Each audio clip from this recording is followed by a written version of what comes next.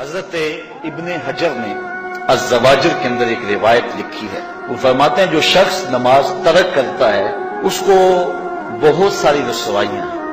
وہ کہتے ہیں پہلی بات تو یہ ہے کہ اس کی عمر میں برکت اٹھا لی جاتی ہے. دوسری بات اس کے چہرے سے صالحین کا نور اتار لیا جاتا ہے. تیسری بات وہ کوئی بھی عمل کرے اس کا ثواب نہیں ملتا اسے. چوتھی سزا دنیا پر اس کو یہ ملتی ہے اس کی دعائیں قبول نہیں ہوتی. اور پانچویں سزا اس کے لیے یہ ہے کہ اس کے لیے جو نیک لوگ دعا کرتے ہیں ان دعاؤں کا حصہ اسے نہیں ملتا. مومن نیک سحری وقت اٹھ کے دعا مانگتے ہیں اللہ پوری امت پر کرم کر دے تو یہ بھی امت میں شامل ہے. دعا اللہ والے کی تو قبول ہوئی لیکن اس کا حصہ نیک لوگوں کی دعاؤں سے نکال دیا گیا. یہ دنیا پر اس کو سزائیں ہیں. اور جب وہ مرنے لگتا ہے نزا کے وقت تین اس کو سزائیں ملتی. ایک تو بھوکا مرتا ہے, دوسرا پیاسا مرتا ہے, تیسرا ذلیل ہو کے مرتا ہے. اور قبر کے اندر اس کو تین سزائیں ہیں. حضرت امام ابن حجر کہتے ہیں ایک تو اس کی قبر تنگ کر دی جائے گی حتیٰ کہ ادھر والی پسلیاں ادھر اور ادھر والی پسلیاں ادھر. دوسرا اس کی قبر میں آگ ڈالی جائے گی. جو اللہ کی حضور نہیں چھپتا اس کی قبر اس لائق ہے کہ اس میں آگ ڈالی جائے. اور تیسری اس کے اوپر ایک اژدہا مسلط کر دیا جائے گا جس کا نام ہے شجاع الاقرع. اور جب وہ ڈنگ مارے گا تو 70 گز تک وہ شخص زمین میں دنس جائے گا اور وہ مسلسل یہ ڈنگ مارتا رہے. اور کہا کہ تین سزائیں اس کو حشر میں پہنچیں گی. ایک تو اس کا حساب سختی سے لیا جائے گا. دوسرا اللہ تعالیٰ جل شانہ اپنے قہر و غضب کا اس پہ اظہار کرے گا. اور تیسری اس کو سزا یہ دی جائے گی کہ اس کو جہنم میں ڈال دیا جائے گا. میں اور آپ آج کی اس بزم میں یہ پختہ عزم کر کے اٹھیں کہ آج ہم خود بھی اور اپنی اولاد کو بھی اپنے دوستوں کو بھی.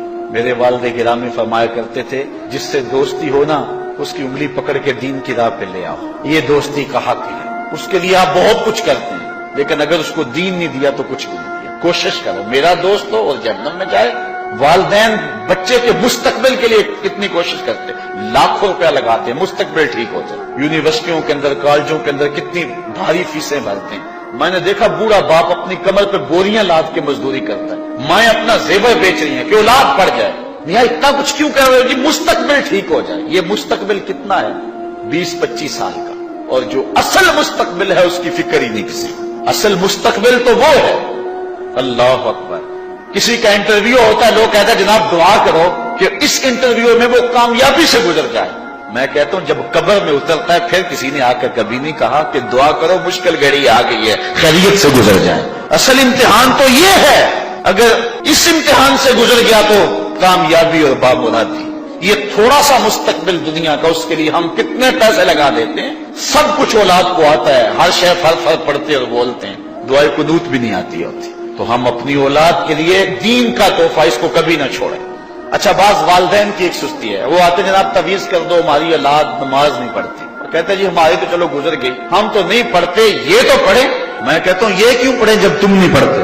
تم مجھ سے تعویذ لینے آگے ہو جو تعویذ اللہ کے رسول نے تمہیں دیا تھا کہ 7 سال کے ہوں تو پکڑ کے انگلی مسجد کا راستہ دکھاؤ, 10 سال کے ہو جائیں تو مار کے پڑھاؤ, ان کے سینے میں اللہ کا خوف داخل کرو, ان کو قرآن کی تلاوت سکھاؤ. علموا اولادکم 3 خصال, اپنی اولاد کو 3 چیزیں سکھاؤ. حب نبیکم, ایک اپنے نبی کا پیار سکھاؤ. وحب اہل بیتہ, رسول اللہ کے اہل بیت کا پیار سکھاؤ.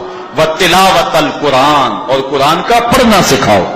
چھین لو سیڑھیاں ان کے ہاتھوں سے گانے والی, چھین لو ان کے ہاتھوں سے ناول اور ان کے ہاتھ میں قرآن دے دو. کتنے خوش نصیب دن تھے, گلیوں سے گزرتے تھے گھروں سے قرآن کے پڑھنے کی آواز آتی.